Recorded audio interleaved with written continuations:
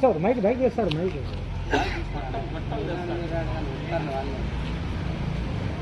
అంటే వాళ్ళు ఇవ్వరు. ఎందుకు మా యొక్క కేటగిరీ కింద ఉన్న ఎస్టీ సీట్లు మేము ఎస్సీలకు కానీ బీసీలకు కానీ ఇవ్వని కారాఖండిగా అక్కడ చెప్తున్నా DTWO. మళ్ళీ DCO గారేమో ఇతర డిపార్ట్మెంట్లో ఉండే వాళ్ళు బీసీలను కూడా తీసుకొని వచ్చి ఈ డిపార్ట్మెంట్లకి ఇంక్లూడ్ చేస్తున్నాడు. ఇది ఖచ్చితంగా ప్రభుత్వ నిబంధనలకు విరుద్ధంగా జరిగిందని మేము భావిస్తున్నాం. ఇదే విషయం పైన ఇప్పటి వరకు ఇంకా ఎంక్వైరీ జరుగుతోంది. ఆ ఎంక్వైరీ కూడా నిర్లక్ష్యంగా ఉన్నటువంటి కుబ్సుకు DD గారు మేడం గారు కూడా ఇంతవరకు రిపోర్ట్ ఇవ్వలే, కలెక్టర్కి సబ్మిట్ చేయలే. ఇంకా చేస్తామని నెలల కొద్దీ సాగిబిగుతున్నారు. ఈ విషయంలోనే DCO గారిని ఖచ్చితంగా ఎస్సీ పిల్లలకి అన్యాయం చేసినటువంటి DCO మా జిల్లాకి ఆయన సేవలు ఆయన యొక్క విధి నిర్వహణ అవసరం లేదని సభాముఖంగా తెలియజేస్తున్నాం. ఇమ్మీడియట్లీ అతని పైన శాఖాపరమైనటువంటి చర్యలు తీసుకొని సస్పెండ్ చేయాలని ఈ సందర్భంగా మేము ఈ ప్రెస్ మీట్ ద్వారా ఆయనకి జిల్లా కలెక్టర్కి తర్వాత ఈ జిల్లాలో ఉన్నటువంటి మంత్రులకు ప్రభుత్వానికి తెలియజేస్తున్నాం. 5వ తరగతి అడ్మిషన్ల విషయంలో చాలా గందరగోళం జరిగింది. ఎందుకంటే తక్కువ మార్కులు ఇచ్చిన వాళ్ళకు సీట్లు అడ్మిషన్లు ఇవ్వడము, తర్వాత సిఫారసులు ఎమ్మెల్యేలు తర్వాత మినిస్టర్లు రకరకాలైనటువంటి రాజకీయ నాయకుల యొక్క ఒత్తిడితో తక్కువ మార్కులు తర్వాత ఎగ్జామ్ కండక్ట్ చేసిన వాళ్ళకి కూడా ఇవ్వకుండా 21 మార్కులు కట్ ఆఫ్ అయితే 19, 16, 13 మార్కులకు DCO గారు సీట్లు ఇవ్వడం జరిగింది. అదేవిధంగా మేము సంఘాలుగా SC/ST సంఘాలుగా అడ్మిషన్లు ఇవ్వమని చెప్పేసి మేము డిమాండ్ చేసిన మాట వాస్తవం. ఆ డిమాండ్ మేరకు మెరిట్ ప్రకారమే ఇక్కడున్న లీడర్లందరికీ DCO గారు సీట్లు ఇవ్వడం జరిగింది మెరిట్లో భాగంగా. అయితే మా యొక్క సీట్లు ఇచ్చినామని చెప్పేసి నోటీస్ బోర్డులో ఆయన ప్రదర్శించడం జరిగింది.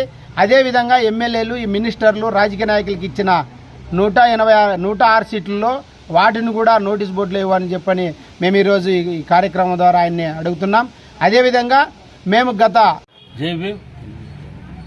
ఈ గురుకులాల యొక్క విషయంపై గత 3 నెలలుగా చేస్తున్నటువంటి ఈ పోరాటంలో అందరూ కలిసికట్టుగా పనిచేస్తున్నారు. అందరూ సీట్ల విషయం మీద DCO యొక్క అవకతవకల మీదనే మాట్లాడడం జరిగింది. మరి గతంలో DCO గారి మీద మెమో ఇచ్చారు. ఏమని, మీరు సరిగ్గా సక్రమంగా సీట్లు పంచలేదు, సీట్లు ఇవ్వలేదు, తక్కువ మార్కులు వచ్చిన వాళ్ళకి సీట్లు ఇచ్చారు, అందుకు అని కలెక్టర్ గారు మెమో ఇవ్వడం జరిగింది. ఆ మెమో ఇచ్చిన తర్వాత కూడా మళ్ళీ ఎంక్వైరీకి విచారణకు ఆదేశాలు కలెక్టర్ గారు పంపించడం జరిగింది. ఆ విషయంలో DD గారు ఇంకా ఎంక్వైరీ జరుగుతున్నటువంటి సందర్భంలో మళ్ళీ తిరిగి DCO గారిని పెట్టడం అనేది సరైన పద్ధతి కాదని చెప్పి మేము కలెక్టర్ గారికి ఎన్నోసార్లు విన్నవించాం.